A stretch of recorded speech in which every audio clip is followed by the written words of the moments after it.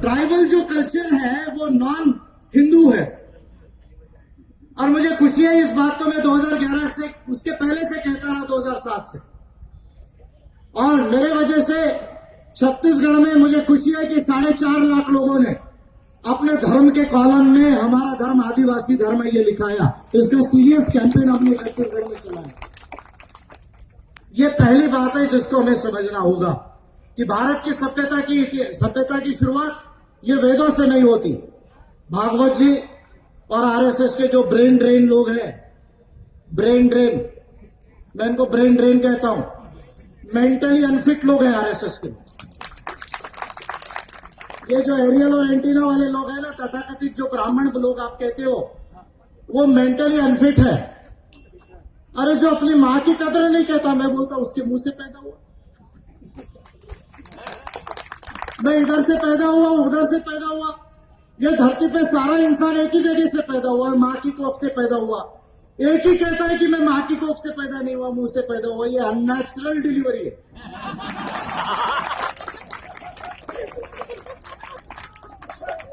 ये unnatural delivery है। ये जितने तथाकथित एरियल एंटीना वाले हैं, ये अननेचुरल अनैसर्गिक डिलीवरी है। और जो कहता है कि मैं तो श्रेष्ठ हूं, तू कनिष्ठ है, शूद्र जो है पांव के नीचे से पैदा हुआ, आदिवासी गवार है वो जंगल में है, दलित जो है वो गांव के बाहर रहेगा, जो कहता है कि मैं ऊंचा हूं तू नीचा है, वो आज मानव अधिकारों के युग में जिंदा रहने के लिए, सरवाइव करने के लिए मान सम्मान से अनफिट है। क्या कहता है ह्यूमन राइट्स? ह्यूमन राइट्स कहता है all man are born free and equal in dignity and rights. यानी सारे मानव जन्म से, गरिमा से स्वतंत्र है और समान है। ये बात यूनाइटेड नेशंस का universal declaration of human rights का ओपनिंग स्टेटमेंट है 1948 का। और मुझे खुशी है इस बात की कि ये मानवता का विचार हमारे आदिवासी समाज ने 40-50 हजार साल पहले एक्सेप्ट किया। 40-50 हजार साल पहले एक्सेप्ट किया ह्यूमन राइट्स को हम लोगों ने। मैं क्यों बार बार ह्यूमन राइट्स का जिक्र कर रहा हूं, उसका कारण जो सांस्कृतिक संदर्भ है आदिवासियों का, उसके अलावा एक आर्थिक संदर्भ है। क्या आर्थिक संदर्भ है? और ये तमाम जो हो रहा है ना, ये सिर्फ उसके लिए हो रहा है। क्या है? भारत का जो आदिवासी है, जो 8.6% पॉपुलेशन है, 10.5 लाख करोड़ के ऊपर, 10.5 करोड़ के ऊपर जो भारत का ट्राइब है, वो जिस बेल्ट में रहता है, जिस बेल्ट को मैं मूल निवासी बेल्ट कहता हूं, भारत का indigenous belt of India, Bharat का इंडिजिनियस बेल्ट, मूल निवासी बेल्ट गुजरात के डांग जिलों से शुरू होता है, पश्चिम बंगाल के 24 परगना तक, गुजरात, महाराष्ट्र, छत्तीसगढ़, उड़ीसा, तेलंगाना, झारखंड, बंगाल, मध्य प्रदेश, ये भारत का मूल निवासी बेल्ट है। यहां भारत का 70% आदिवासी रहता है। और भारत की जो नेचुरल वेल्थ है, कितनी नेचुरल वेल्थ है भारत की? नेचुरल वेल्थ, अभी ये बजट डिक्लेयर किया है, रमन सिंह का बजट है मेरे हाथ में, थोड़ा इसके ऊपर में भी बोलूंगा मैं। ये छत्तीसगढ़ की रमन सिंह की सरकार से ज्यादा फ्रॉड सरकार मैंने पूरे इंडिया में नहीं देखा। फ्रॉड सरकार। और ओपन चैलेंज दे रहा हूं मैं, गुरु घासीदास जी जयंती में गया, वहां भी चैलेंज दिया, आज फिर आदिवासियों के महासम्मेलन से चैलेंज दे रहा हूं। एक काम करो, आरएसएस के लोगों, बीजेपी के लोगों, अगर आप में दम हो तो रमन सिंह बहुत छोटा है, उसको मेरे आगे मत लाना, मर जाएगा मेरे हाथ से। वैसे नहीं मरेगा, बुद्धि से मर जाएगा। मैं हिंसा को नहीं मानते हम। बिरसा मुंडा जी ने भी क्रांति की थी तो एक तीर और कमान में केवल 8 लोग मरे थे। हम हिंसा को नहीं मानते, हम नॉन वायलेंट रेवोल्यूशन को बिलीव करते हैं। एक काम करना, रमन सिंह को आगे मत लाना, जेटली को लाना, सुषमा स्वराज को लाना, नरेंद्र मोदी को भी मत लाना। नरेंद्र मोदी को मैं ओपन चैलेंज कर रहा हूं, मेरा न्यू इंडिया चुराया है। बाबा साहब अंबेडकर ने न्यू इंडिया बोला 1942 में, मैंने इंटेलेक्चुअल बायोग्राफी लिखी, पार्लियामेंट को डोनेट किया, उसके बाद न्यू इंडिया नरेंद्र मोदी कह रहे। तो मैं नरेंद्र मोदी को कह रहा हूं, पकोड़ा इकोनॉमिक्स, पकोड़ा इकोनॉमिक्स। अरे काय तुला प्रधानमंत्री कोणी बनवलं? किसने प्रधानमंत्री बनाया तुझे? बजट बना रहा है और लोगों को पूछ रहे कि ये 4 करोड़ लोगों ने भारत सरकार के पोर्टल पर रजिस्टर किया, कहते रोजगार कैसे मिलेगा? तो पकौड़ा बनाना भी रोजगार है बोले। अरे तू प्रधानमंत्री क्यों बना भैया? चाय बनाता था ना। नरेंद्र मोदी को भी मत लाना, जेटली को भी मत लाना। अब कौन बचा ये देख लेना। ये छत्तीसगढ़ में 2018 में चुनाव है, हम कहीं नहीं जा रहे। अमित शाह का 5 किलो वेट कम करूंगा इस छत्तीसगढ़ में मैं। 5 किलो वेट कम करूंगा आदिवासियों के लिए, और शेड्यूल्ड कास्ट ओबीसी के लिए जोड़ के रखो कितना वेट कम करना है। तो आरएसएस बीजेपी के लोगों अगर दम होगा तो विजय मान करके आगे पब्लिक डिबेट करा देना, लाखों लोगों को रख देना, छत्तीसगढ़ में करोड़ों लोगों को रख लेना,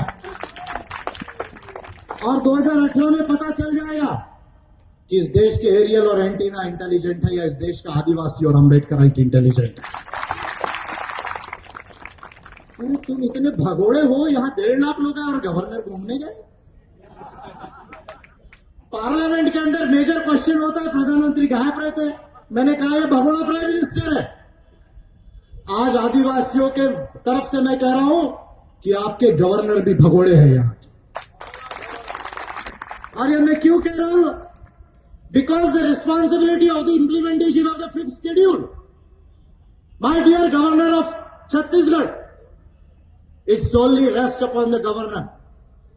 5वीं अनुसूची का 5th शेड्यूल के इंप्लीमेंटेशन का पूरा जिम्मेदारी ये गवर्नर की है और ट्राइबल्स एडवाइजरी काउंसिल की है। ट्राइब्स एडवाइजरी काउंसिल की है। आर्टिकल 244 पढ़ लो, 5th शेड्यूल पढ़ लो, 275 पढ़ लो, 339 पढ़ो। भारत के राष्ट्रपति जी से पूछना चाहता हूं कि आज तक शेड्यूल्ड एरियाज के इंप्लीमेंटेशन के लिए वेलफेयर आदिवासियों का हो रहा है या नहीं हो रहा? इसके लिए आर्टिकल 339 में क्यों कमीशन नहीं बैठाया गया? भूरिया कमीशन के बाद हमारे 21 पॉइंट के एजेंडे में मिसिंग है। थोड़ा मैं जो बातें मिसिंग है उसको बताऊंगा। क्यों आज तक भूरिया कमीशन के बाद भारत के अंदर में जो शेड्यूल्ड एरियाज है उसमें आदिवासियों का वेलफेयर और डेवलपमेंट हो रहा है या नहीं हो रहा है? इसका कमीशन क्यों नहीं बैठाया? 1410 लाख करोड़ रुपया is the natural wealth of India.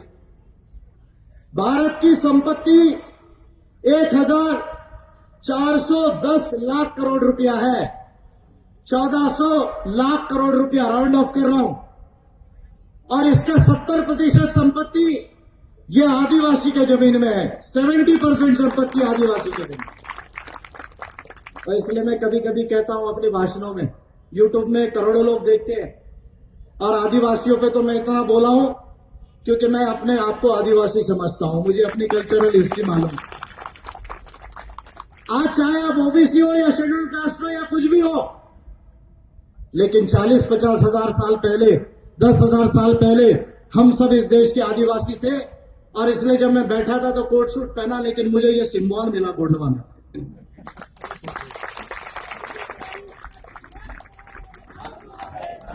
ये सिंबल मिला। कौन? रामदेव बाबा कहता है योगा। अरे तेरी आंख मारना तो सुधार पहले योगा से। योगा से उधरा, योगा से उधरा। अरे तुम्हारा कुछ नहीं है, योगा भी तुम्हारा नहीं है, ना मेडिटेशन तुम्हारा है, ना योगा तुम्हारा है, ना आयुर्वेद तुम्हारा है, ना केमिस्ट्री तुम्हारी है, ना शून्य तुम्हारा है।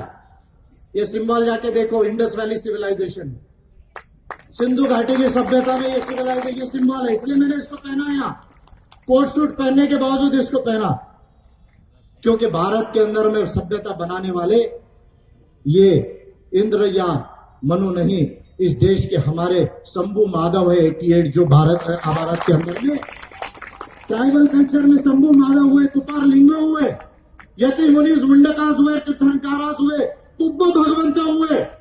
कौन सा हिंदू राष्ट्र भागवत जी आप हमको बता रहे हैं?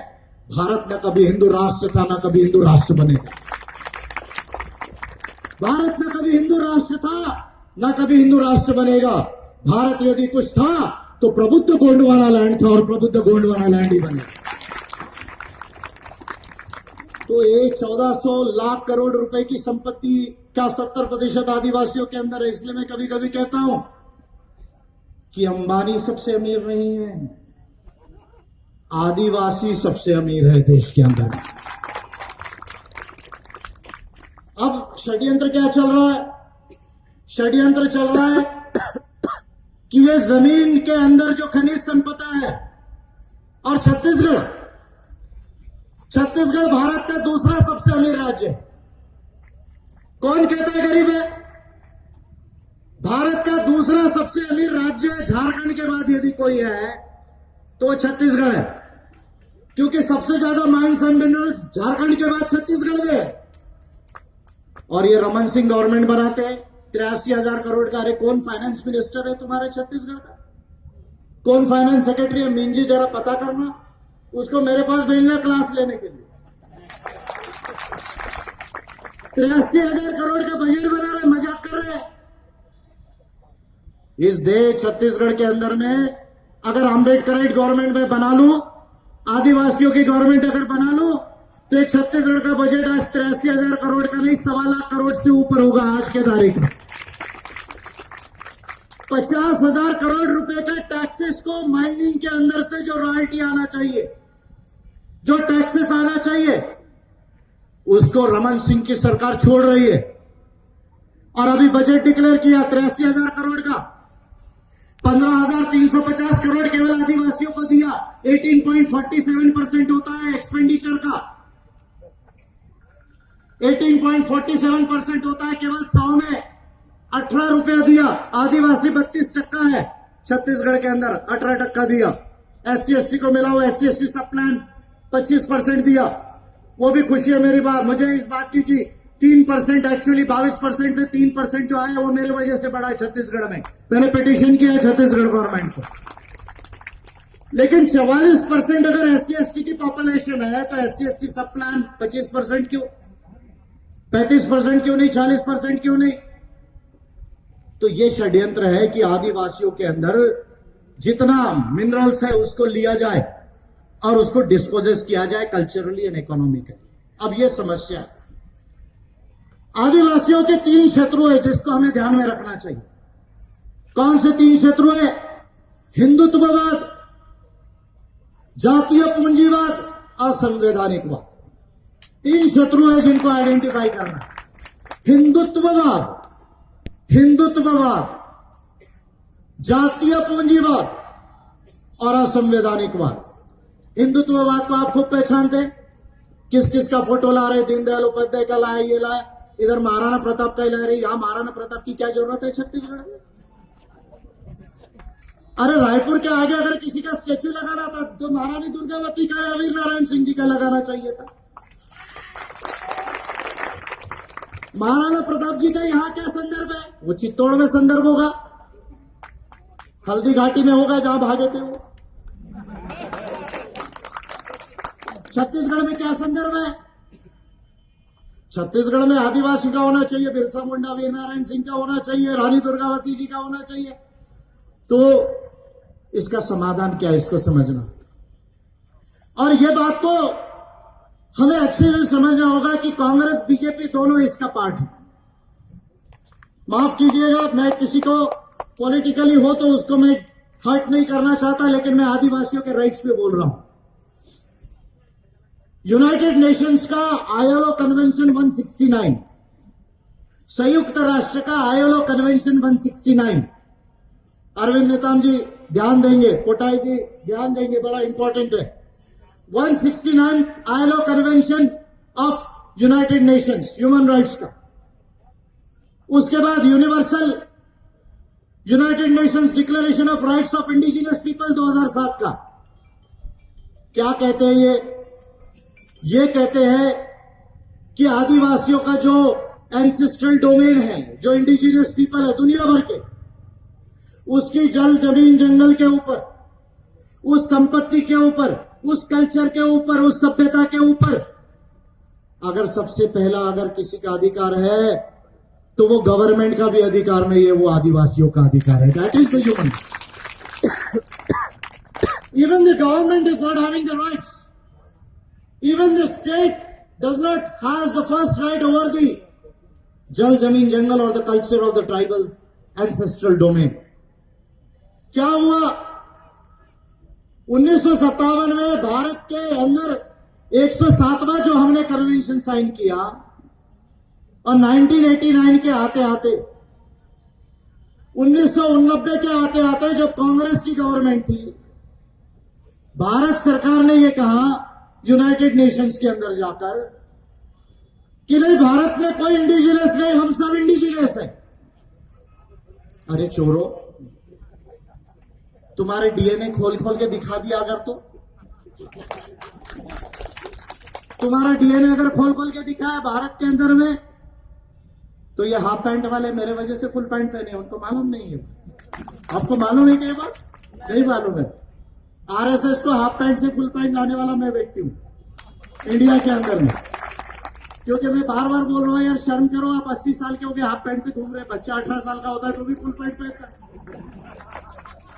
तो इनको शर्म आ गई और उसके बाद उन्होंने फुल पैंट पहना है। तो मेरे वीडियो है यूट्यूब में, आप देखिए। पता नहीं ये चैनल वाले मुझे क्यों नहीं दिखाते, बहुत सारे चैनल वाले मुझे दिखाते नहीं है, क्योंकि उनको डर है भारत का सबसे इंटेलिजेंट आदमी आज भारत के अंदर पैदा हो गया बाबा साहब के बाद। तो भारत सरकार ने 1989 में यह कहा कि हम भाई इसको रेटिफाई नहीं करेंगे, हम सब इंडिजिनस है, हम भारत के सब मूल निवासी है। तुम्हारे 3600 साल पहले यूरेशिया से Caspian Sea, Black Sea to Caspian Sea to Ural mountains to Afghanistan, Iran and then to Pakistan and India. That is the route of Aryans in India. Bharat के अंदर आप बाहर से आए, यहां जो 70,000 साल पहले से रह रहे हैं और जिनको जंगलों में आपने रखा लड़ाई के बाद में, उनको आप कहते हो कि आज ये नहीं दोगे। तो इसलिए हमको क्या करने की जरूरत है? 3-4 काम जिसको हमें करना पड़ेगा। भाषण बहुत अच्छा हुआ, जोश बहुत अच्छा हुआ, अभी होश के साथ हमें काम करना पड़ेगा। क्या करना पड़ेगा? पहली बात, भारत के अंदर कॉन्स्टिट्यूशन ऑफ इंडिया के 6th शेड्यूल में अमेंडमेंट लाने की जरूरत है। ये बात मैं आपको बता रहा हूं फ्रैंकली। पेसा लॉ को अमेंड करने की जरूरत है। Point number 2, mines and minerals development and regulation act 1957 को अमेंड करने की जरूरत है। ये 3 अमेंडमेंट जब तक भारत के अंदर में नहीं होते, जब तक कॉन्स्टिट्यूशन का 5th शेड्यूल अमेंड नहीं होता, ह्यूमन राइट्स के लॉ के मुताबिक पेसा लॉ अमेंड नहीं होता, एमएमडीआरए एक्ट अमेंड नहीं होता, फॉरेस्ट राइट्स एक्ट उसके साथ में 2006 का अमेंड नहीं होता, लैंड एक्विजिशन एक्ट 2013 का अमेंड नहीं होता, तब तक आदिवासियों को उनका राइट सेफगार्ड नहीं होगा। ये बात मैं आपको डिस्करेज करने के लिए नहीं कह रहा हूं, सही रास्ता दिखाने के लिए कह रहा हूं। इंडिया के अंदर में ये अमेंडमेंट लाने की जरूरत है। पॉइंट नंबर 1, क्या होगा? मैक्सिको में हुआ ज़ेपाटिस्टा मूवमेंट, मैक्सिको का। जब ग्लोबलाइजेशन आया, मल्टीनेशनल कंपनीज आई, तो मैक्सिको के अंदर लोगों ने कहा, जब आदिवासियों ने वहां मूवमेंट शुरू किया कि नहीं, मल्टीनेशनल हमारे ट्राइबल एरिया में, शेड्यूल्ड एरिया में नहीं लग सकती, अगर लगना है तो उसका परमिशन हम देंगे, उसका हम परमिशन देंगे, हम डिसाइड करेंगे कि लगना है या नहीं लगना है, हम डिसाइड करेंगे कि किस टर्म्स एंड कंडीशन पे लगना है। Zapatista movement of Mexico. Treaty of Waitangi New Zealand 1865 का पहला न्यूजीलैंड का इंडिजिनस राइट्स का जो एग्रीमेंट हुआ, उसके बाद यह डिसाइड हुआ कि अगर मल्टीनेशनल को भी वहां लगना है तो बगैर आदिवासियों के परमिशन के नहीं लग सकती। इसलिए मैं भारत में 2007 से कह रहा हूं, और मुझे खुशी है इस बात की कि आज आपने 20% शेयर होल्डिंग की बात कही है। मुझे खुशी है इस बात की, मैंने 2007 से इस बात को कहा है इंडिया के अंदर। और 2013 का जो ट्राइब्स कमीशन है, उसकी स्पेशल रिपोर्ट में भी ये बात कही गई है, स्वीट इक्विटीज की। लेकिन मोदी गवर्नमेंट ने आने के बाद 2 काम किया। स्वीट इक्विटीज के जगह डिस्ट्रिक्ट मिनरल फाउंडेशन बनाया और लैंड एक्विजिशन एक्ट का ऑर्डिनेंस निकाला था आदिवासियों के लिए। शायद बहुत लोगों को मालूम नहीं कि 2014 के बाद मैंने उस ऑर्डिनेंस को फेल किया देश के अंदर में। तो अपनी बात को समाप्ति की तरफ लाऊंगा। 2-3 काम करना होगा। एक, पार्लियामेंट के अंदर में ये अमेंडमेंट्स को लाना होगा, पहली बात। दूसरी बात, आईएलओ के 169 कन्वेंशन को रेटिफाई करने के लिए स्टेप उठाना पड़ेगा। और मैं आपको ये बात कह रहा हूं आज संघ एम्बस और अम्बेडकराइट पार्टी ऑफ इंडिया की तरफ से, जिसका मैं नेशनल प्रेसिडेंट हूं, कि अगर भारत के अंदर ये मसला सॉल्व नहीं होता तो आप निश्चिंत रहिए। अगर मैंने ऑलरेडी 30.5 करोड़ लोग SC/ST का पिटीशन किया 15 अगस्त का, उसमें बहुत सारे अचीवमेंट हुए। 2 साल में 40,000 करोड़ रुपया यूनियन बजट में ज्यादा मिलाया मैंने SC/ST के लिए, और बहुत सारे डेवलपमेंट है, आज उस पर नहीं कहूंगा। लेकिन मैं आपको ये वादा देता हूं कि अगर भारत के अंदर गवर्नर सोते होंगे, गवर्नर टूरिज्म पर जाते होंगे, राष्ट्रपति भले ही शेड्यूल्ड कास्ट के हो लेकिन वो भी सोते होंगे, नरेंद्र मोदी और रमन सिंह की गवर्नमेंट को लगता होगा हम आदिवासियों के साथ, उनके राइट्स के साथ खिलवाड़ कर सकते हैं, तो नरेंद्र मोदी जी याद रखना, अगर भारत में ये सॉल्व नहीं हुआ तो मैं आपको यूनाइटेड नेशंस में खड़ा करूंगा। ये बात आप ध्यान रखें। और आप इसको ये मत समझना आपका पाला मायावती से नहीं है, आपका पाला विजय मानकर से, जो ये सब बात जानता है। इस बात को आप ध्यान में रखना। अगर आपने ये राइट्स को, आदिवासियों के राइट्स को एक लिमिट के आगे वायलेट किया भारत के अंदर, तो मैं आपको यूनाइटेड नेशंस में खड़ा करूंगा और इतने आपको पर्दे उतारूंगा कि आपको मनु तो क्या, उसके आगे के 10 जो है फादर भी आपको याद आ जाएंगे। ये बात ध्यान में रखना। ये पहली बात जो मैं आपसे कहता हूं। दूसरी बात, छत्तीसगढ़ में 2018 है, अभी ये जन आंदोलन करने का तो समय है, लेकिन उससे आगे आदिवासी सरकार बनाने का समय है छत्तीसगढ़ के अंदर। अब आदिवासी सरकार बनाने का समय है, और यदि आप लोग इस बात को सीरियसली ले तो 29 रिजर्व है। मैं इंश्योर करता हूं कि 90 में आधा आदिवासी लड़ेगा छत्तीसगढ़ के अंदर में। आपको टिकट के लिए कहीं जाने की जरूरत नहीं है। मैं इंश्योर करूंगा कि आधा आदिवासी 45 सीट पर यहां लड़ेगा। आप ये जन आंदोलन करो जितना करना है, लेकिन 2018 में आदिवासियों की सरकार बना लो। ये इसका इमीडिएट सोल्यूशन है, ये इसका स्थायी जो है वो समाधान है। इसके ऊपर आप काम करो। बाकी कल्चर की बातें, सेंसस 2021 में अपने धर्म को ट्राइबल रिलीजन लिखाना, 8वीं सूची में ट्राइबल लैंग्वेजेस आना है, बहुत सारी चीजें, लेकिन 2 चीजें, एक ह्यूमन राइट्स को लाना कॉन्स्टिट्यूशन में, दूसरा ट्राइबल गवर्नमेंट बनाना, ये सबसे महत्वपूर्ण बात है। आप लोगों ने मुझे सुना, मुझे खुशी है इस बात की कि मैं आखिरी तक आप लोगों के साथ हूं, क्योंकि मैं चाहता था कि ट्राइबल लोगों के साथ में मैं डिटेल में रहूं। 2 स्लोगन मैं आपके साथ में शेयर करूंगा। आप लोगों ने एक तीर कमान का स्लोगन लगाया, मुझे बहुत पसंद आया। एक स्लोगन मैं और कहूंगा, गर्व से कहो हम आदिवासी है, भारत के मूल निवासी है, भारत के मूल निवासी है। गर्व से कहो हम आदिवासी है, भारत के मूल निवासी है। अम्बेडकराइट सरकार बनाना है, आदिवासी राज लाना है। अम्बेडकराइट सरकार बनाना है, आदिवासी राज लाना है। इतनी बात कहते हुए अपनी बात को यही समाप्त करूंगा। जय भीम, जय बिरसा, जय प्रबुद्ध भारत, जय प्रबुद्ध राष्ट्र, जय प्रबुद्ध गोंडवाना। जय भीम।